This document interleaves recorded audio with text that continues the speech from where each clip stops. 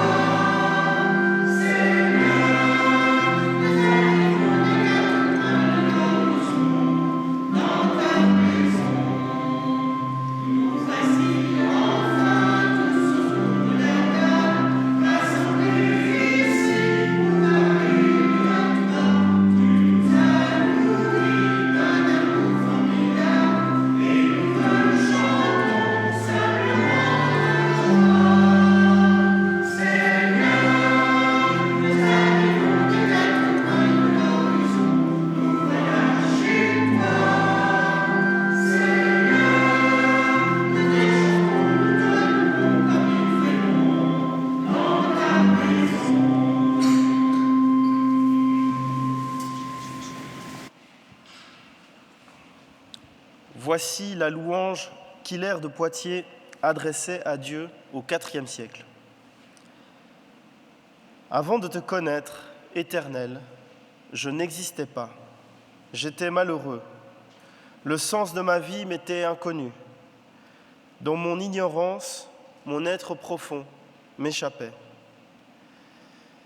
Grâce à ta miséricorde, j'ai commencé d'exister. Je sais maintenant clairement que je ne tiens mon existence que de ta bonté. Je sais que toi, qui n'avais pas besoin que j'existe, tu ne m'as donné la vie que par amour, aussi longtemps que le permet la vie que tu m'as donnée. Père saint, Dieu créateur, je veux te proclamer comme le Dieu éternel et comme l'éternel Père. Nous nous levons pour proclamer ensemble le symbole des apôtres que l'on trouve à la dernière page de nos recueils Alléluia. Je crois en Dieu, le Père Tout-Puissant, Créateur du ciel et de la terre. Je crois en Jésus-Christ, son Fils unique, notre Seigneur, qui a été conçu du Saint-Esprit et qui est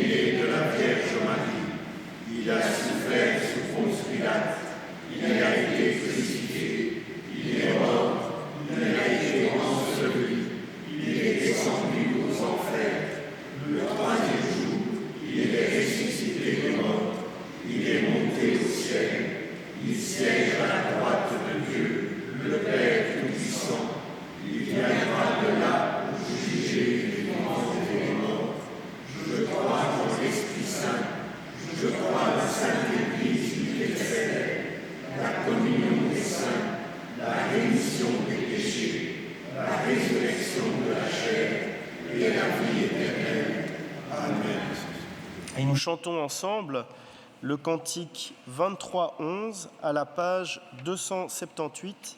Je crois en toi, mon Sauveur ressuscité.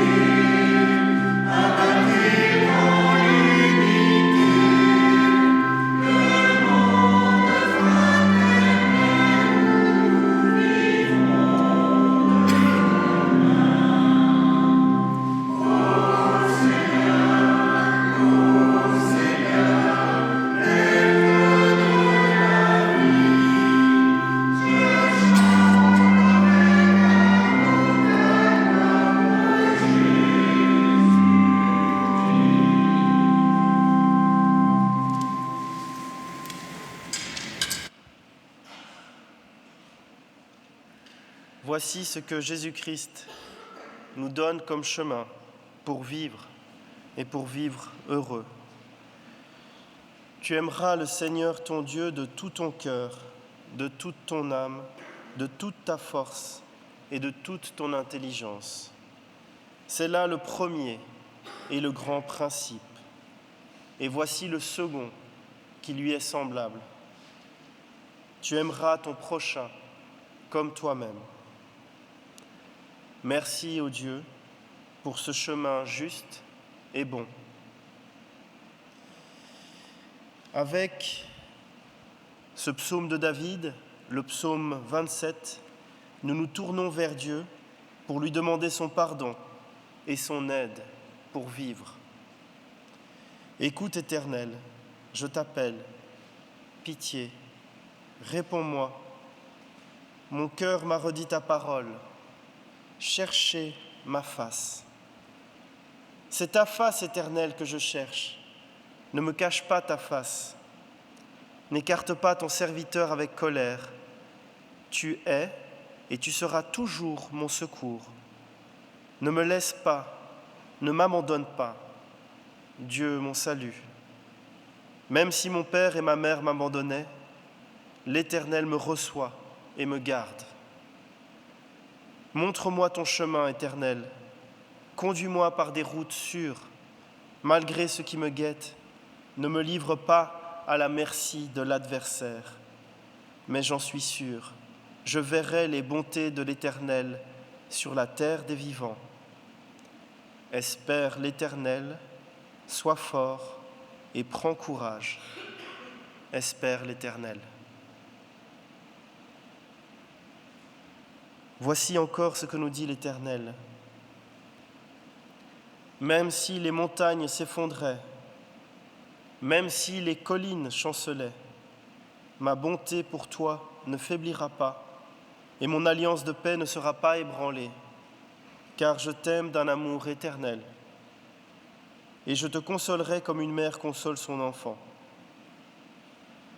En Christ, l'Éternel, notre Dieu, se penche vers nous et nous dit : « Mon enfant, tes péchés sont pardonnés, ta foi t'a sauvé, avance en paix. » Et nous nous levons pour chanter ensemble à la page 501, le cantique 3604, Dieu fait de nous en Jésus-Christ.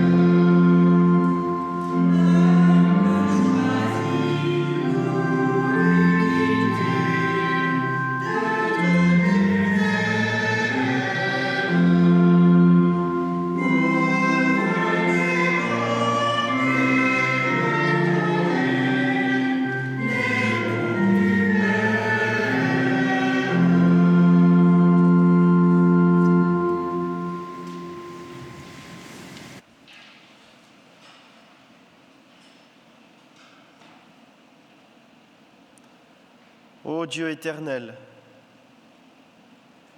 nous sommes venus ce matin à la recherche d'inspiration, de courage et de nouvelles possibilités. Ouvre nos cœurs et nos esprits à ce que tu as à nous dire pour les prochaines lectures bibliques. Amen. Vient le moment des lectures bibliques avec comme première lecture un extrait d'Ésaïe 8, les versets 8, 23 à... excusez-moi. Donc, première lecture, Ésaïe 8, 23 à 9, 3, pardon. Donc, un extrait où nous voyons une prophétie pour le pays de Zabulon et le pays de Nephtali, un territoire connu comme étant pays de l'ombre de la mort, mais une lumière va y resplendir. Comme deuxième lecture, nous avons un extrait de Matthieu 4, les versets 12 à 23, où nous voyons les débuts du ministère de Jésus. Voilà.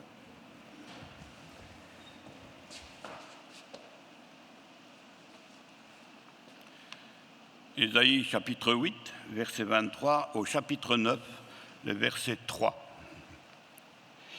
Mais les ténèbres ne régneront pas toujours sur la terre où il y a maintenant des angoisses. Si les temps passés ont couvert d'opprobre le pays de Zabulon et le pays de Nephtali, les temps à venir couvriront de gloire la contrée voisine de la mer, au-delà du Jourdain, le territoire des gentils. Le peuple qui marchait dans les ténèbres voit une grande lumière sur ceux qui habitaient le pays de l'ombre et de la mort. Une lumière resplendit. Tu rends ton peuple heureux, tu lui accordes de grandes joies. Il se réjouit devant toi, comme on se réjouit à la moisson, comme on pousse des cris d'allégresse au partage du butin, car le joug qui pesait sur lui, le bâton qui frappait son dos, la verge de celui qui l'opprimait, tu les brises, comme à la journée de Madian.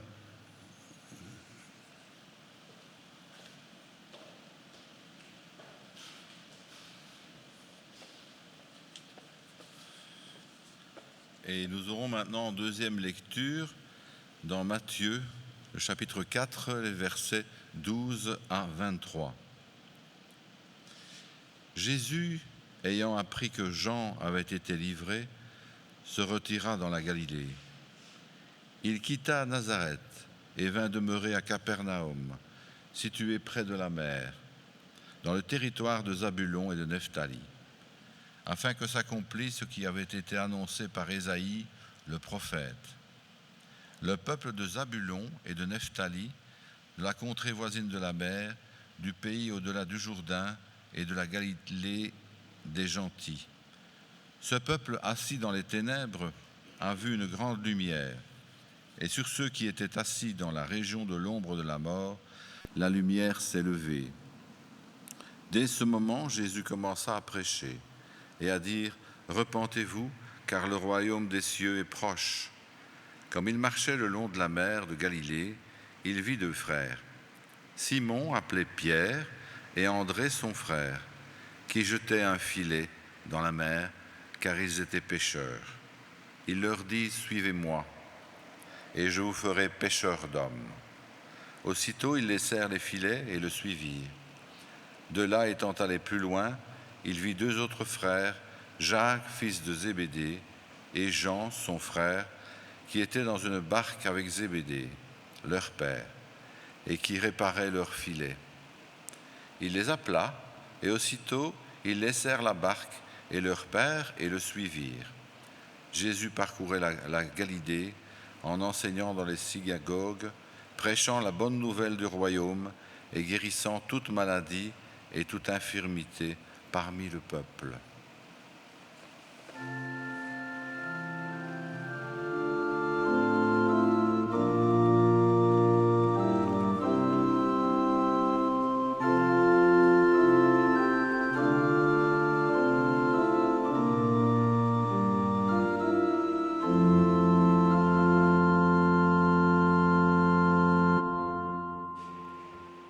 Le passage de Matthieu 4 que nous avons lu se trouve juste après le récit du baptême de Jésus et celui de la tentation. Le Fils de Dieu a été éprouvé et il a triomphé. Son séjour de 40 jours dans le désert de Judée est derrière lui et maintenant son ministère va pouvoir commencer. Dans notre lecture du jour, nous retrouvons un Jésus probablement désemparé par l'arrestation de son cousin, Jean-Baptiste, son prédécesseur en quelque sorte. Le ministère du Seigneur commence dans la suite de celui de Jean, puisque le ministère de Jésus commence avec la fin de celui du Baptiste. Jean-Baptiste a mal fini. Il a osé critiquer le souverain de Judée, Hérode Antipas. Ce dernier avait trahi la loi en épousant en secondes noces la femme de son frère, du vivant de celui-ci. C'est ce que Jean-Baptiste va dénoncer. Ce diseur de vérité passera de vie à trépas pour cela. Jésus se retrouve à un tournant de sa vie avec l'arrestation de Jean-Baptiste. Cet incident a amené Jésus à se retirer, à aller en Galilée, au nord du pays d'Israël. Pour son baptême, Jésus était venu depuis Nazareth en Judée. Et maintenant, après être rentré chez lui, il est parti pour Capernaum. La réaction de Jésus est d'un certain point de vue dure à comprendre pour deux raisons. D'abord, après la mort de Jean-Baptiste, certains auraient pris peur et se seraient orientés vers une autre activité, une activité moins dangereuse, Jésus, lui, persiste. Il se met en route et commence à s'entourer de ses premiers disciples. Ensuite, Jésus ne recrute pas ses premiers disciples parmi des gens spécialement religieux, fervents. Non. Jésus va les recruter dans une terre qui a une mauvaise réputation. Il va dans une région voisine, plus précisément dans une partie de Galilée qui est au-delà du Jourdain, une zone très cosmopolite où les Juifs vivent en proximité avec d'autres peuples. Vivre dans cette région, la Galilée des gentils, n'était pas très prestigieux. La Galilée, et spécifiquement la Galilée des gentils, était une contrée d'Israël méprisée des habitants de Judée, en particulier des Juifs religieux. Le dialecte de ses habitants s'était éloigné du langage initial. Elle servait de passage aux nations commerçantes qui empruntaient à travers elle le chemin de la mer, c'est-à-dire la voie conduisant des nations orientales, la Perse, la Mésopotamie, aux nations maritimes, Tyr, Sidon. Cette province était aussi à l'écart de la lumière qui avait brillé à Jérusalem. Dans Ésaïe, on parle du pays de Zabulon comme d'une contrée où ceux qui y marchaient dans les ténèbres. On désignait cet endroit comme le pays de l'ombre de la mort. Présenté comme cela, personne n'aurait envie d'habiter ou même de séjourner quelques jours dans un tel endroit. Mais dans Ésaïe, on nous présente aussi ce lieu comme un endroit où les ténèbres ne régneront pas toujours. Une grande lumière va y resplendir. Et c'est là que Jésus choisit de commencer son ministère. Jésus quitte le petit village de Nazareth et s'installe à Capharnaüm, sur la mer de Galilée. C'était un port de pêche et un centre commercial très fréquenté, où les droits étaient perçus pour l'occupant romain par des collectes d'impôts. Jésus réunit autour de lui ses premiers disciples. Ce sont des hommes issus de ce pays obscur et méprisé. Et pourtant, ils ont l'honneur d'être choisis pour être les apôtres de Jésus-Christ, le Fils de Dieu. Il commence par recruter Simon et André. Nous savons par d'autres passages des évangiles qu'André était déjà disciple de Jean le Baptiste. Simon, dès ce moment-là, reçoit de Jésus le nom de Pierre, et il se démarque par là, en quelque sorte. Ensuite, il recrute encore 2 autres frères, Jacques et Jean, les fils de Zébédée. Tous suivent Jésus sans hésiter. Ils le suivent simplement et s'associent à sa mission. Jésus dit à André et Pierre qu'il en fera des pêcheurs d'hommes. Pêcheurs, ça, ils savent de quoi il s'agit. Mais être pêcheurs d'hommes, c'est autre chose. Eux qui ont un métier bien établi, qui sont à leur compte en quelque sorte, de quoi vont-ils vivre? Où vont-ils vivre? Peu leur importe. Ils suivent le Christ sans se poser plus de questions. Ils quittent tout, leur petit confort, leurs habitudes, leur sécurité, pour suivre Jésus. C'était normal qu'un rabbin ait des disciples qui le suivent à l'époque. Ces disciples étaient toujours des gens qui avaient choisi de suivre le rabbin parce qu'ils aimaient ce que disait le rabbin. Mais dans cette histoire, nous trouvons que c'était Jésus qui a cherché des disciples et qui leur a demandé de le suivre. Il leur dit qu'ils deviendront pêcheurs d'hommes. Lancer le filet pour pêcher était un travail dur. Si on transpose l'expression pêcheur d'hommes au domaine de l'évangélisation, eh bien la parole de Dieu est notre filet. Nous le lançons quand nous proclamons l'évangile de Jésus-Christ aux gens. Mais bien lancer le filet est un travail ardu. Il faut connaître l'évangile que nous partageons, et pour cela, il faut que nous prenions le temps pour le comprendre. Il faut que nous prenions le temps pour apprendre comment le partager avec efficacité. Il faut aussi que nous osions le partager. Ce qui est sûr, c'est que pour chacun, l'évangélisation est un travail nécessaire, un travail auquel nous sommes appelés. Conformément à la prédiction d'Ésaïe, lorsque Jésus s'installe en Galilée, il devient une lumière pour les habitants de ces régions, par son enseignement et ses guérisons. Jésus prêche l'évangile du royaume. Celui-ci s'était approché, car le roi était là, et il était venu pour l'établir. Il en proclame les principes. Il n'appelle pas Israël à revenir à la loi, mais il ne l'abolit pas non plus. Bien au contraire. En allant au-delà, il en déploie toute la force spirituelle devant les consciences. Il montre ce que sera l'esprit du royaume que Dieu va instaurer. L'évangile que Jésus prêche est confirmé par les miracles. Jésus guérit par une parole. Il n'a pas de remède en main. Il ne prescrit aucun soin, aucun traitement. Mais il parle et l'homme est guéri. Il délivre les âmes et les corps de la puissance du péché. Jésus proclame « Convertissez-vous, car le royaume des cieux est tout proche ». C'est une parole tournée vers les autres. Convertissez-vous. Convertissez-vous dans une urgence qui s'impose à tous, la venue du royaume des cieux. Jésus marche sur son chemin avec la conviction que ce chemin est en lien avec ceux des autres et celui de l'humanité entière. Il ne se situe pas dans une aventure individualiste, centrée sur son seul devenir, mais dans la perspective que son chemin propre est en lien profond avec ceux de tous les autres. Sa parole est fraternelle.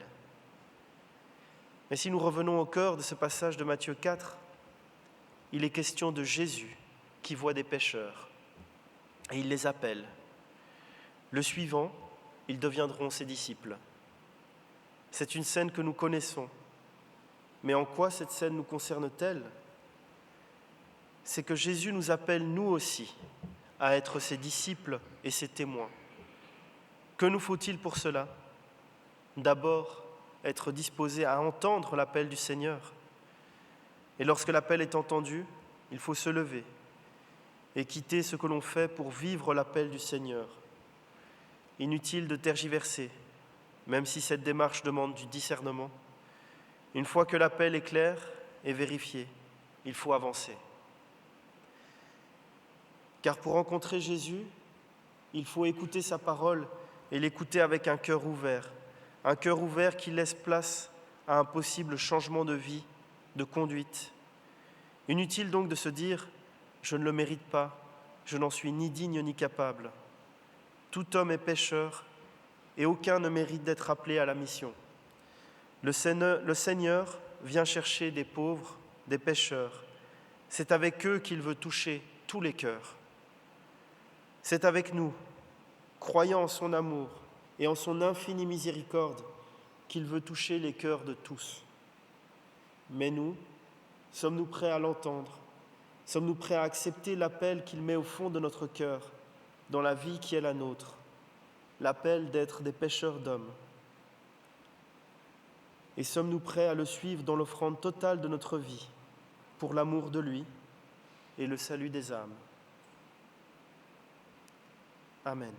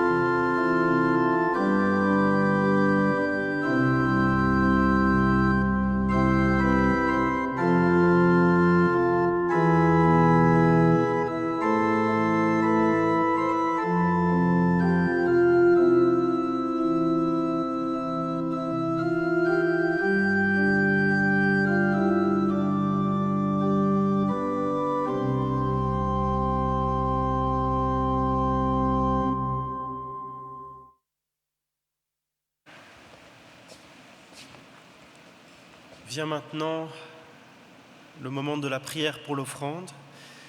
Pour rappel, il y a des troncs à l'entrée et il est possible de mettre une offrande avant ou après le culte. Nous prions. Dieu notre Père, reçois l'offrande que nous te présentons. Que dans le service de nos semblables, elle serve à ta gloire et au bien de l'Église. Tu es béni pour les siècles des siècles. Amen. Et nous chantons ensemble, et nous nous levons pour chanter ensemble à la page 896, le cantique 55-04, Venez à ma suite. Donc c'est le 55-04, Venez à ma suite.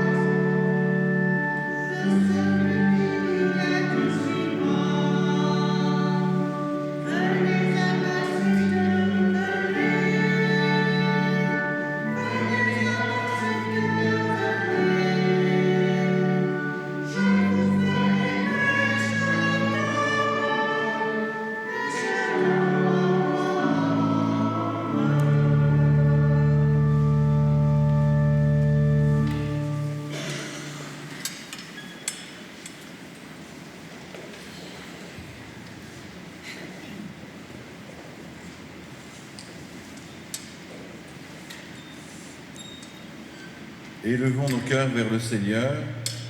Seigneur notre Dieu et notre Père, c'est notre joie de te célébrer. C'est notre joie de te célébrer pour ton Fils, Jésus-Christ notre Seigneur, né de notre chair, baptisé, tenté, transfiguré, condamné, crucifié, ressuscité d'entre les morts et élevé dans la gloire. C'est notre joie de te célébrer pour ton souffle de vie, l'esprit d'adoption qui nous apprend à te dire Père, qui exorcise nos peurs et illumine notre foi. Aussi c'est avec les cieux et la terre, avec la multitude de ton peuple, de tous lieux et de tout temps, que nous exaltons ton saint nom et chantons à ta gloire, à toi la gloire, Cantique 34, 18, page 456.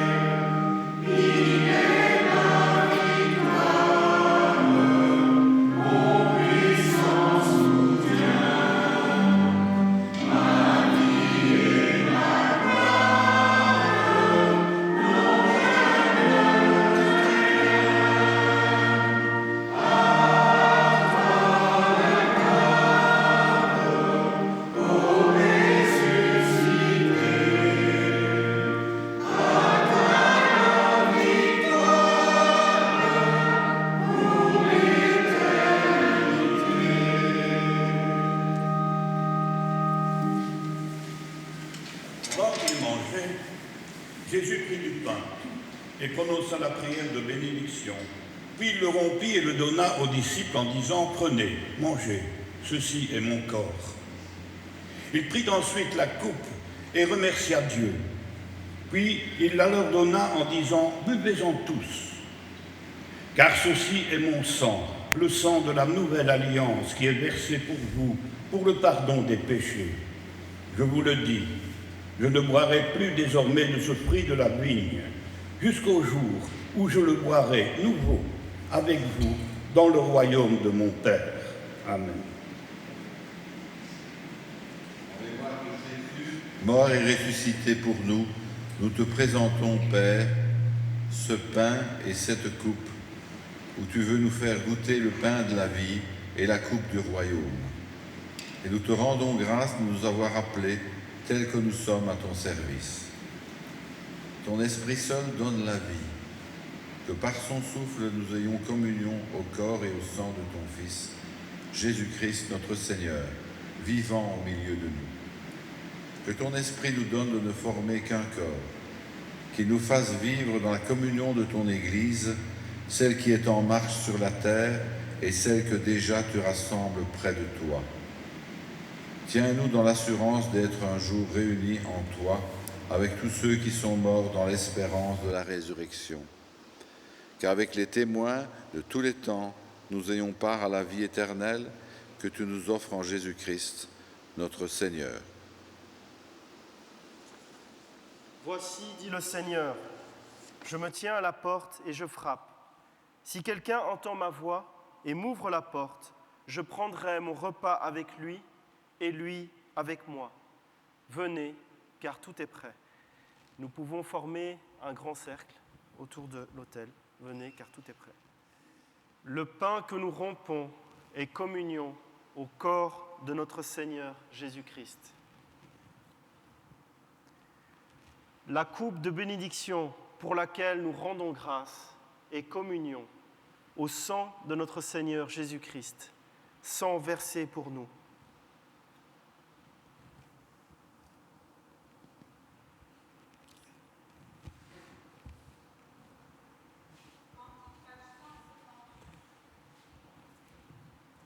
« 178 », donc la page 178.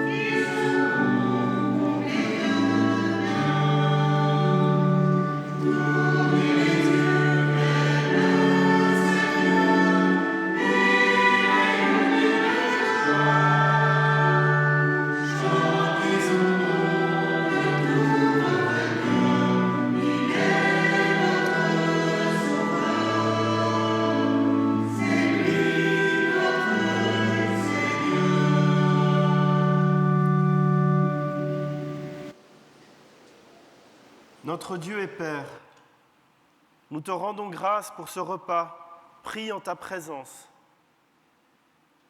Merci aussi pour les frères et sœurs que tu nous as donnés ici. Merci pour ceux dont nous expérimentons la présence dans la communion des saints. Ce matin, tu t'es donné à nous par ta parole libératrice, cet évangile éternel qui nous rejoint. Et à présent, sous les signes du pain et du vin, tu nous as enrichis d'un moment d'éternité. Par les forces reçues en ce repas, tu nous donnes de pouvoir affronter les difficultés de notre existence. Seigneur, nous te prions. Nous te présentons aujourd'hui celles et ceux qui portent des charges trop lourdes, quel que soit le type de charge, charge familiale, charge professionnelle ou autre. Nous te présentons aussi celles et ceux qui ont de la peine à s'ouvrir à ta grâce, à s'ouvrir à ta bienveillance. Et enfin, nous te présentons celles et ceux qui oublient de t'accueillir en leur vie et tentent de s'accomplir pleinement par leurs propres moyens. En cette semaine de prière pour l'unité des chrétiens, nous te présentons ton Église universelle. Fais en sorte qu'elle puisse expérimenter un amour fraternel et une unité dans ton corps. Amen. Portés par la communion de ce repas, nous te disons d'une même voix la prière que tu nous as laissée. Notre Père qui es aux cieux, que ton nom soit sanctifié, que ton règne vienne, que ta volonté soit faite sur la terre comme au ciel. Donne-nous aujourd'hui notre pain de ce jour. Pardonne-nous nos offenses, comme nous pardonnons aussi à ceux qui nous ont offensés. Ne nous soumets pas à la tentation, mais délivre-nous du mal, car c'est à toi qu'appartiennent le règne, la puissance et la gloire, pour les siècles des siècles. Amen. Allez en paix, dans la grâce du Seigneur. Allez en paix, dans la joie du Seigneur. Allez en paix, dans la force du Seigneur. Amen. Nous pouvons retourner à nos places.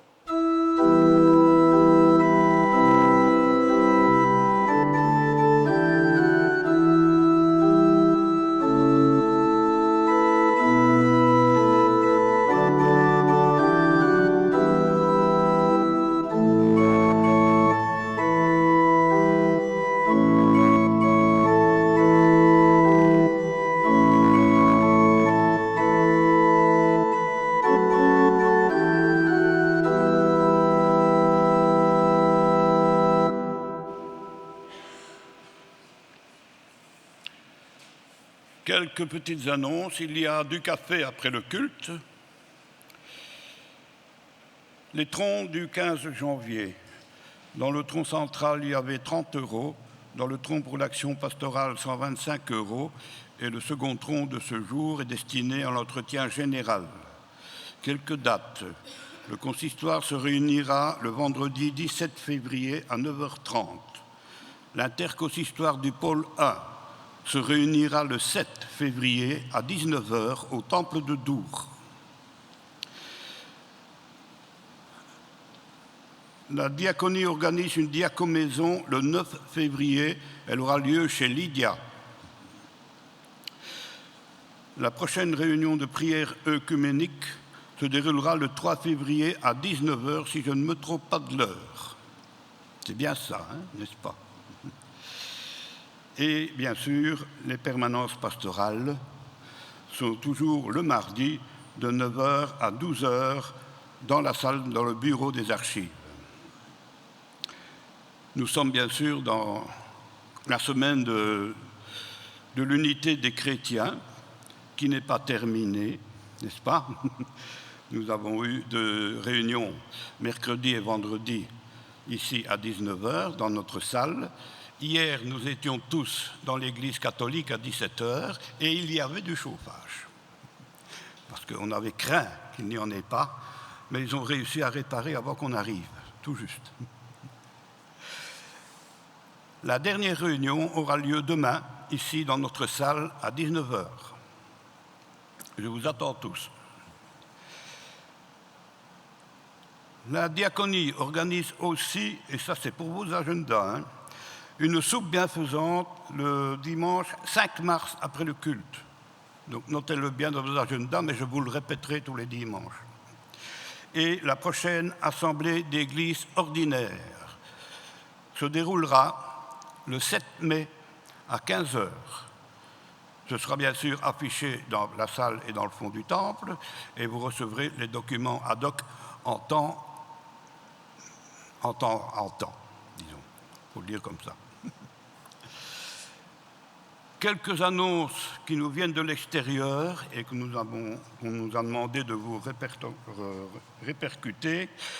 Dour, au temple de Dour, le 5 mars à 16h, conférence de Madame Laurence Druet sur Jean Calvin. Je n'en sais pas plus. Frameries, invitation pour une après-midi de louange le 2 avril avec le pasteur Yann Gabel à 15h. Yann Gabel qui était le responsable de l'animation du SPJ, il fut un temps, et que nous avons eu l'occasion avec lui de travailler. Autre information, vous savez que le SPJ organise des camps d'été à l'étranger. Cette année encore, ils vont essayer d'organiser un camp d'été à l'étranger. Et pour financer ce camp, la paroisse de Frameries, le SPJ organise à la paroisse de Frameries, donc à Frameries, le 29 avril à 18h30, un repas. Je vous signale qu'on a quand même une de nos, je ne vais pas dire ados, mais de nos jeunes filles qui est en formation de monitrice au SPJ et qui peut-être, éventuellement, pourrait participer à ce camp. Donc nous sommes concernés par ça. Je vais passer maintenant la parole à Myriam qui vous fera un bref rapport de la première partie du conseil de district, de l'Assemblée de district.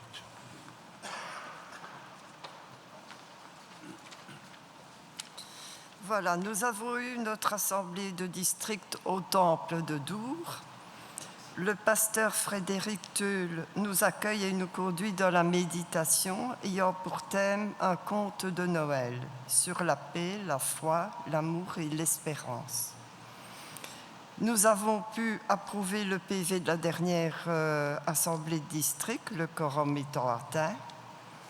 Alors, dans son tour d'horizon, bonne nouvelle. Le district accueille 2 nouveaux pasteurs, M. Karl Spielmann pour Cargnon et M. François Choquet pour Genappe. Les consécrations nationales se feront le 11 juin à 15h au temple de pâturage. L'installation des 2 pasteurs se fera dans les communautés. La paroisse de pâturage accueille, elle, un suffragant, M. Salvatore Manfroy. Il est venu une fois faire une prédication. Les paroisses vacantes, Rogy-Tintigny, Jolimont et Glun. Attention, la paroisse de Glun sera associée avec la paroisse de Mons, parce que le poste de pasteur pour Glun est attribué à Ésope. Donc, M. Jean-Claude Diez va être bientôt pensionné. Le futur pasteur s'occupera des 2 paroisses. On insiste pour nous dire que chaque communauté doit être représentée aux assemblées de district. Alors, un document important concernant le ministère pastoral est envoyé au pasteur. Ce document devra être discuté en consistoire.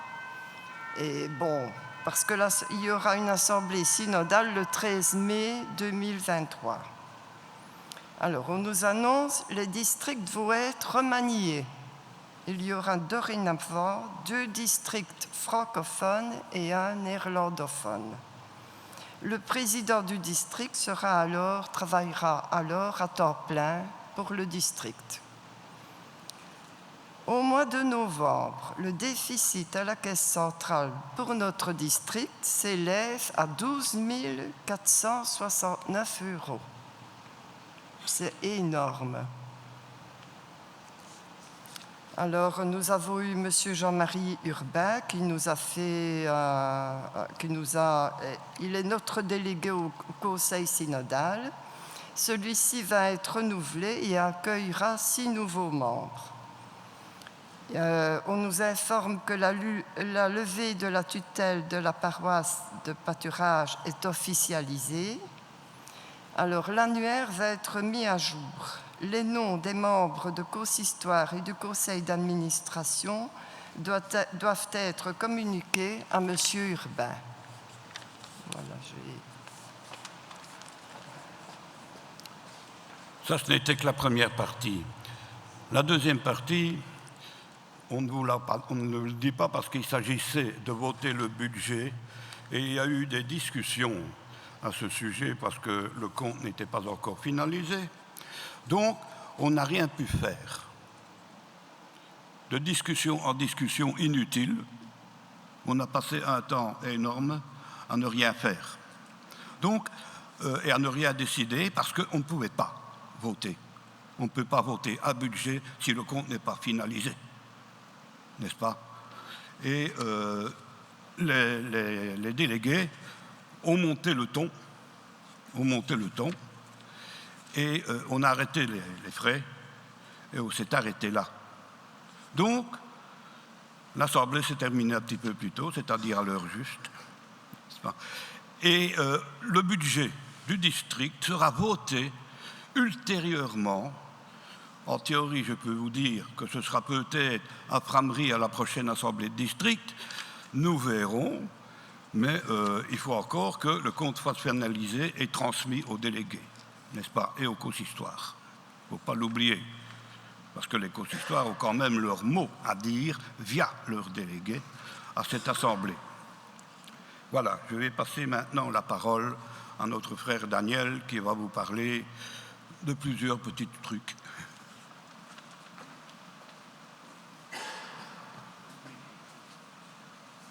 Un petit oubli.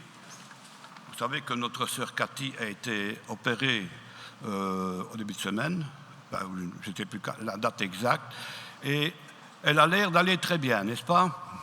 Voilà. Donc elle va bien, elle vous remercie pour ses encouragements. Et maintenant, elle se soigne, elle se revalide et elle sera bientôt parmi nous.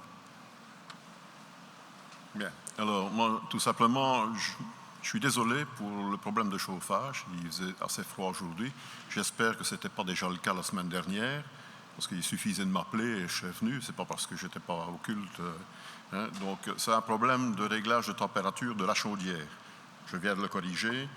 Je constate aussi, je tourne un peu dans le temps depuis quelques semaines pour voir à quel endroit ça chauffe pas. Il y a un réglage à faire sur les ailettes des aérothermes. Le technicien doit venir finaliser le travail dans le local des jeunes. Donc en même temps, on va refaire un contrôle de la programmation de la chaudière. Et ce qu'on constate bien sûr, c'est qu'avec les températures de froid, je crois qu'il va falloir qu'on chauffe aussi le samedi après-midi pendant quelques heures à la température de 21 degrés pour qu'on puisse avoir une température correcte le dimanche au culte et on démarrera le chauffage à 6 heures du matin au lieu de 7 heures du matin. Donc je vais m'en occuper tout de suite. Et voilà. Autre nouvelle, on va bientôt arriver à la fin de tous nos travaux. Les peintres commenceront les peintures du temple le lundi 20 février. Il y en a pour une grosse semaine. Et puis ensuite, ce sera la salle arrière. Donc, il y aura des journées de travail prévues pour préparer le travail des peintres et autre chose. Et peut-être pendant une semaine ou deux, on aura le culte dans la salle, tant qu'on occupera le temps pour faire les travaux. le premier dimanche, c'est parce qu'on aura préparé le samedi pour l'arrivée des entreprises. Et le deuxième dimanche, parce qu'on n'en aura peut-être pas tout à fait fini. Et de toute façon, il faudra nettoyer le temple, tout remettre en ordre. Donc voilà. Vous voilà au courant de la situation. Merci. Merci. Et nous nous levons pour l'exhortation et la bénédiction. L'Écriture nous dit « Écoute la parole et mets-la en pratique. Demeurez dans la parole de Dieu, que la parole de Dieu pénètre votre cœur, qu'elle puisse faire de vous des pêcheurs d'hommes, que son évangile éternel soit la lumière de votre vie et vous offre la liberté en Christ. La grâce de notre Seigneur Jésus-Christ, l'amour de Dieu le Père, la communion du Saint-Esprit soit avec vous tous, dès maintenant et à jamais. Père, Fils et Saint-Esprit. Amen. Et nous chantons ensemble à la page 56, « Réjouis-toi, peuple fidèle ». Voilà, donc le cantique 33, « Réjouis-toi, peuple fidèle ».